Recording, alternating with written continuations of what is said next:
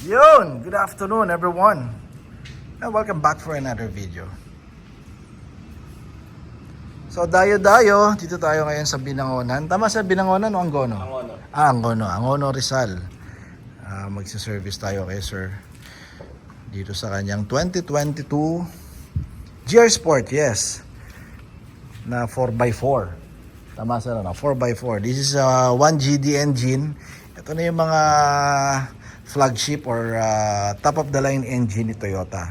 Ito rin yung nakakabit, yes. Nakakabit din to sa lahat ng variant ng 2016 na Innova. Okay, so ganyan kalakas.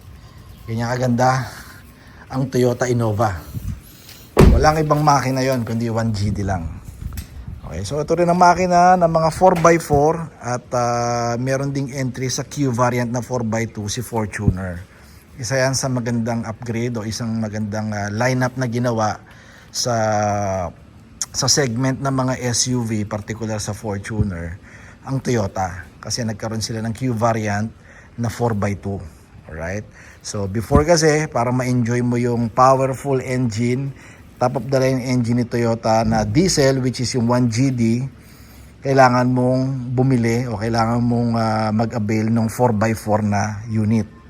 Okay? Pero hindi na ngayon. Sa Fortuner, nagkaroon sila ngayon ng Q variant na 1GD engine na which is 4x2 lang. And at alam ko, meron din sa LTD na 4x2 na 1GD engine din. Okay? Then sa Innova naman, yung kagandahan naman kay Innova, kinabit naman na makina ni Toyota simula 2016 na Innova hanggang sa latest, 1GD engine na rin. So may enjoy na rin ng Innova yan. Imagine mo, napakaliit ng Innova. Napakagaan ng makina. Napakagaan ng body pero kinabitan ng powerful engine. Pero ibang kwento naman sa Hilux. Sa Hilux naman, para ma-enjoy mo talaga yung 1GD engine, kailangan mong pumunta sa 4x4. Okay? So kasi yung 4x2 nila, katulad na sa Fortuner, ang makina lang nun is 2.4, which is 2GD naman.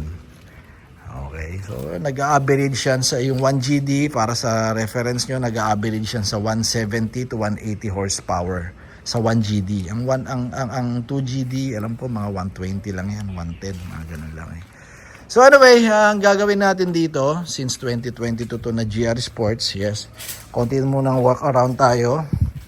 Naka-BLF siya na original, na mugs, then naka-all-terrain siya na BF Goodrich.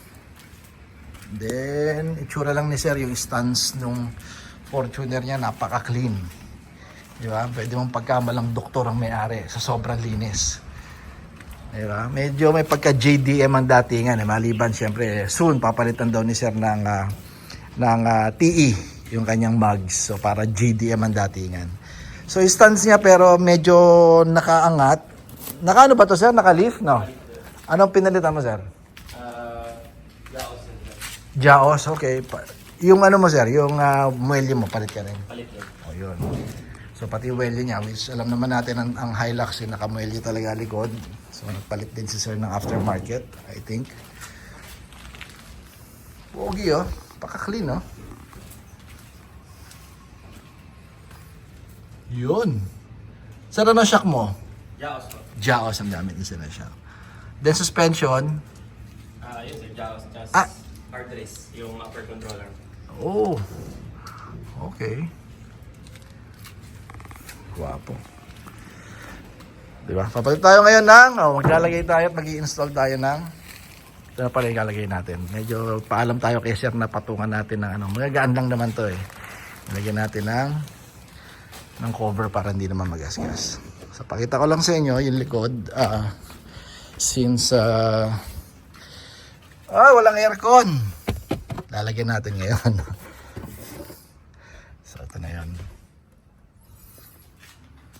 So ang rear aircon vent system ni Toyota nilabas at nilagay nila sa 2024 Conquest and GR Sports, yung mga top of the line, yung mga top of the line entry nila. Okay, so the rest wala pa rin. Ewan natin next year kung magkakaroon na sa lahat ng lineup ng Hilux ang aircon vent. Okay, so ito yung mga ikakabit natin sa kanya. Since matic to, magkaiba kasi yung air duct or yung piping ng pang matic and pang manual. Since matic to, ito gagamitin natin sa kanya. Then yung connector, meron tayong link dito. And also, magkakabit din tayo ng original na wireless charger. Yan, ito yun. So lahat yan isang baklasan, kaya sinasuggest ko once na nagkabit kayo at nagpa-install kayo ng aircon vent, sabay na natin ng wireless charger, sir, para isang baklasan lang kasi ibang ano pa to eh. Pagka yan lang ang pinakabit mo, kaya later on mo nag-decide, tsaka ka magpapakabit ng wireless, diba? So yung vent natin sa likod, ito yung part number, original din yan, and also this one. Yan yung part number niya. Kasi ito plastic lang talaga nakalagay dito eh. Kaya wala talaga siyang box. Unlike this one and also that one. Okay. Pogi oh. Linis. So baklas lang kami rito. Siyempre dyan lang kayo. At dito lang kami. Kaya alis.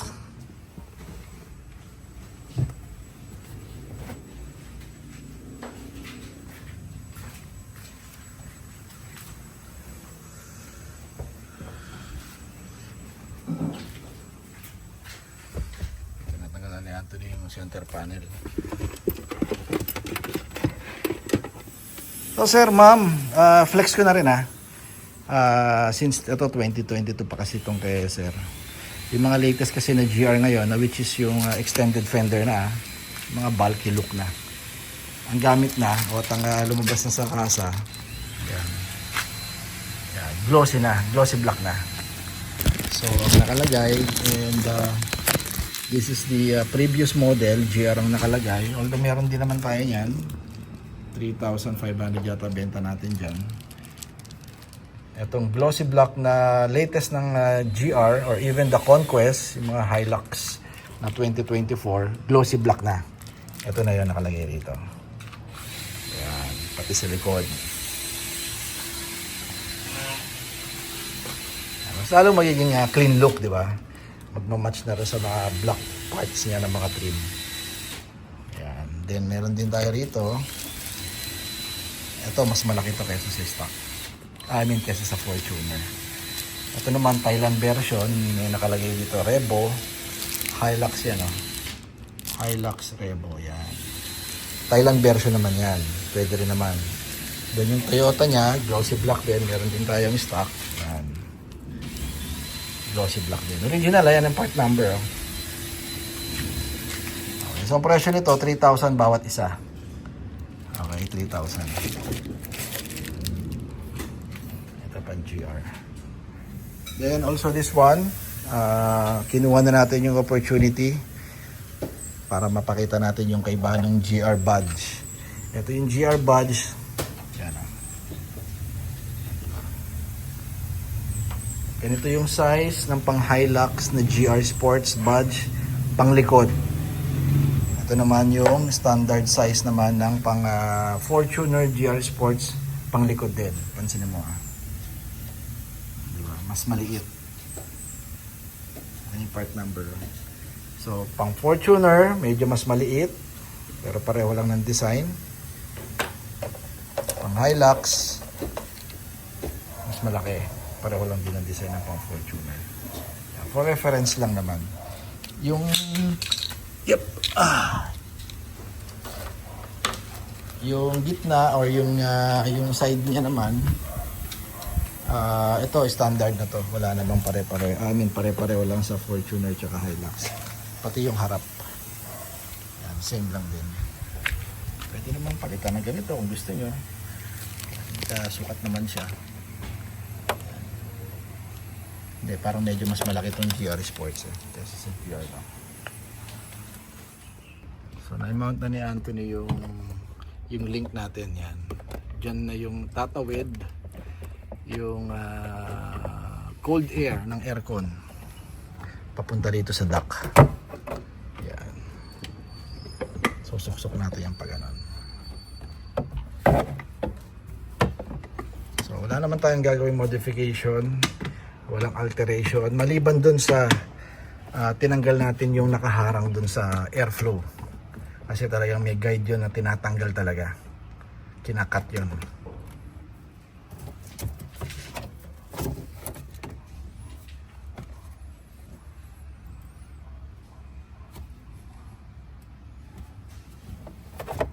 So, i-connect na ngayon. Sige. Ipapasok lang natin yan. Yan. So walang kawala ang hangin ha.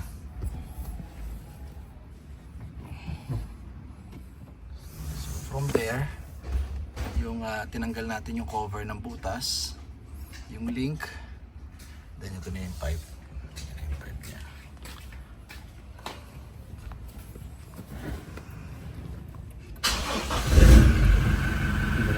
So testing muna tayo ha, bago natin ibalik. Tingnan natin kung may lalabas ng hangin dito. Sige Tony.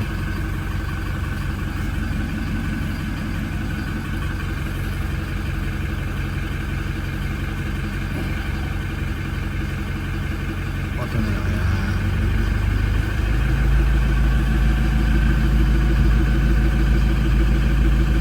Yun o.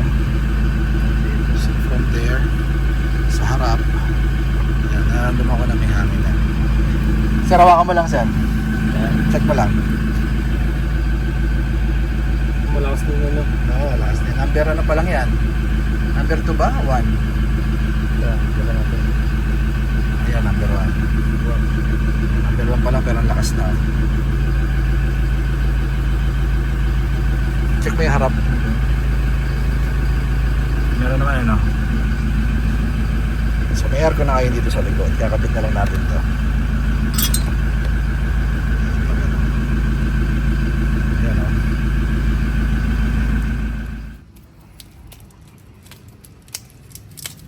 So all set na yung aircon natin.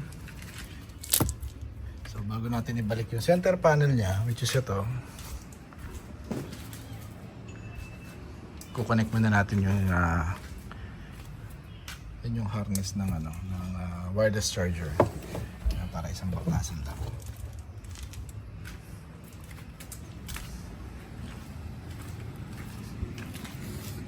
Ayan, tapakita na rin natin to.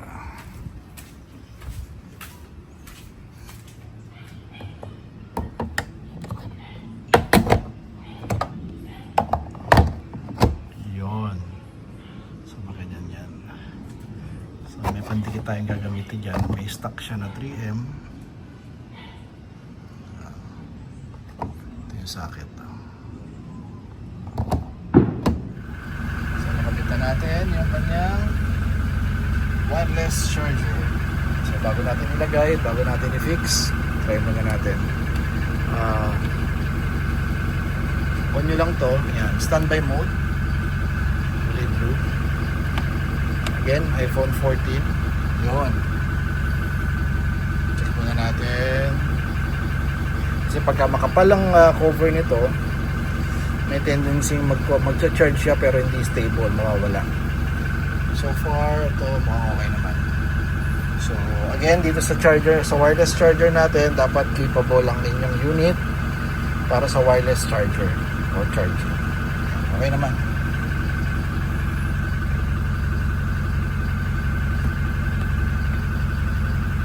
Charger naman. Nice. So tanggalin lang natin yung center panel cover nya. Yung sa likod, ito yung likod, ito yung armrest eh. So wala din tornilyo yan, yan yung tatanggalin natin. Hatak lang to.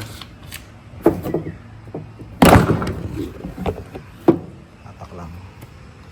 So, mapapansin mo, parehong-pareho yung likod niya.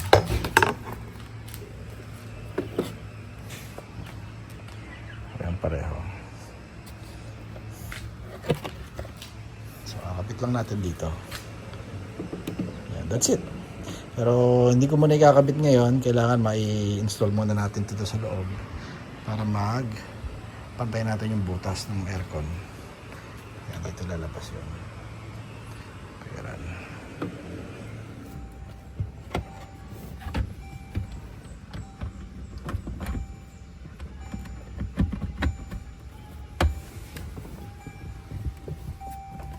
Ano? Sige, dapat. Yan.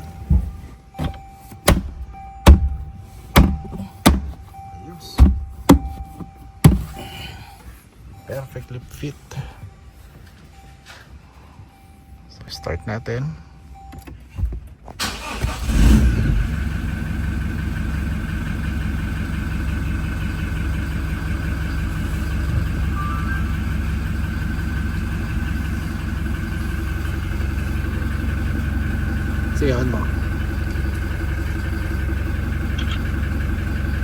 Auto mo na lang yan.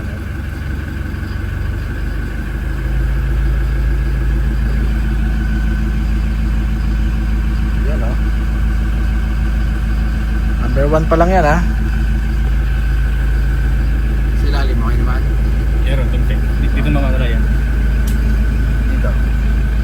Asa. Okay. Napala tayo eh. Auto yan eh. Okay lang. Out. Yan.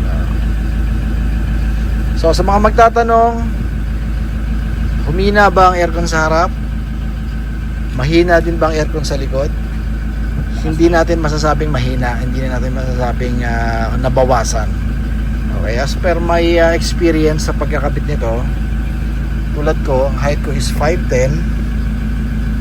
Uupo ako ng normal na upo, sasandal ko lang yung aking ulo sa headrest.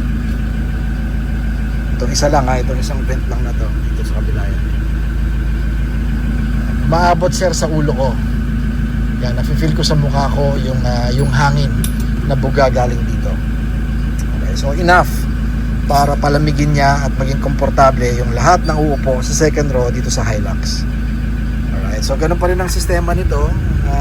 On, close, open. Yan, this is original naman siya. Then yung harap, ganun din naman. Mukha namang tama lang tingin ko sa mga feedback galing dun sa mga kinabitan na natin. Hindi naman nabago yung buga, hindi naman nabago yung hangin, yung lakas. Halos pareho lang. At ang kagandahan nito, may aircon ka na sa likod. Okay, so 2019 o 2016 hanggang 2024 o 2023 ang Hilux mo, wala pang aircon na ganito. Hindi mo kailangan ibenta, sir. Pwede natin lagyan. So, yan ang sinabi ko, original yung pyesa na ginamit natin, so wala tayong problema sa quality. Dahil kung ano yung kinabit sa 2024, ito na rin yun. Parehong pareho yan, sir. Conquest tsaka GR Sports na 2024, stock na or standard na meron ng ganito. So yung mga GE pwede natin kapitan hanggang 2016 hanggang 2025 model. Okay, so presyo nito is 25,000, di po kasama installation to na. Okay, once again, this is a 2022 na GR Sports 4x4 Hilux. Then yung wireless charger niya dito pa rin. Yan.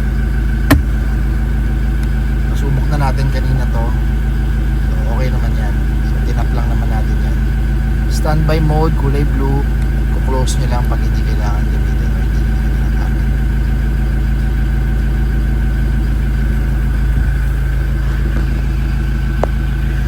Yun. Tayo sa labas. Oh, nga pala, yung wireless charger natin is 10,000 sir ha. 10,000 ang wireless charger natin for this model. So pasok din ang wireless charger natin sa 2016 hanggang 2024 o 2025. Nagkaiba lang ang itsura o ng size ng pang Fortuner, pero pareho lang silang wireless charger. May available din tayo.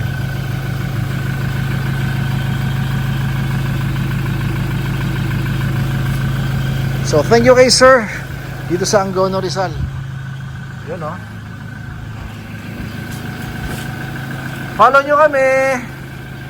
TRD Parts, yung merong Philippine flag sa dulo, Tango Romeo Delta Facebook page, and TRD Parts sa YouTube channel. Yun, pinagpo-post tayo dyan regularly, lalo na pag pagsipag tayo mag-edit.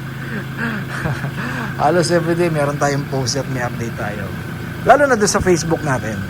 Facebook natin, lagi tayo may picture dyan na pinopost, yung mga updated na accessory, ng mga karamihan, puro original pyesa lang tayo, ha? Then Viber, WhatsApp, meron sa upper right yung mga screen, 0917-888-1133. Bago ko makalimutan, guys, ito pala yung mga nawala. Ito yung mga tinanggal natin. Yung cover nung stock sa likod, second row. Then yung cover nung aircon duct. Ito yun. So ito lang ang mawawala sir ha, pagka sumobra dyan o nagkulang, may something na problema sa pag-i-install nyo. Dapat ito lang ang mawawala. Okay. This is Mike TRD. Once again, don't settle for anything less. Toyota is still the best. Keep safe everyone. Bye bye.